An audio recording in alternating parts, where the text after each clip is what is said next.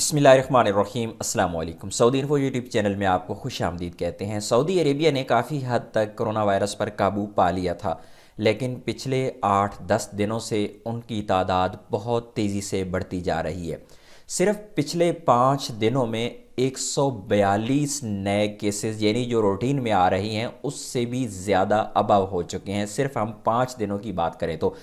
आज की हम बात करें तो आज जो नए केसेस हैं उनकी तादाद है 222 नए केसेस।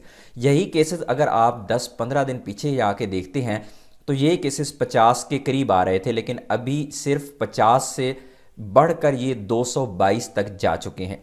सऊदी अरेबिया ने कल 2 बहुत ही नई अनाउंसमेंट भी की हैं। उसमें एक बूस्टर डोज़ के हवाले से एक अनाउंसमेंट की गई है कि बूस्टर डोज़ पहले आप 6 महीने के बाद लगवा सकते थे, लेकिन अभी कहा गया है कि 3 महीने के बाद भी आप बूस्टर डोज लगवा सकते हैं। इसी तरह जो 5 साल और उससे ज़्यादा उम्र के बच्चे हैं उनके लिए भी ऐलान किया जा चुका है। आप लोगों के साथ मैं पिछले सिर्फ 5 दिनों की अगर रिपोर्ट शेयर करूं तो पिछले 5 दिनों में आप देखें 17 तारीख को यानी 17 दिसंबर को टोटल जो नए केसेस सऊदी अरेबिया में थे उनकी तादाद थी 80, लेकिन 18 को वही तादाद 80 से बढ़कर 116 पे चली गई।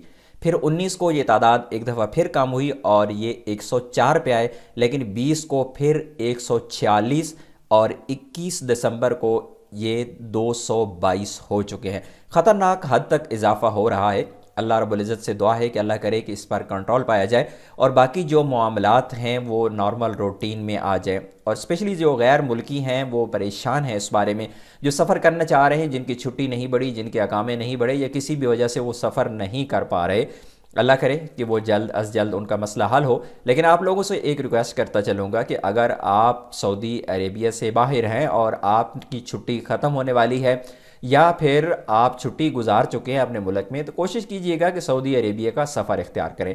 अल्लाह ना करे कि ये मामलात मज़ीद ख़राब हों और फिर फ़्लाइट्स के हवाले से कोई ऐसी न्यूज़ ना आ जाए। फ़िलहाल फ़्लाइट्स के हवाले से कोई भी बुरी खबर नहीं है। इंशाअल्लाह हम उम्मीद करते हैं कि सऊदी अरेबिया इस तरह का कोई भी नया एक्शन नहीं लेगा।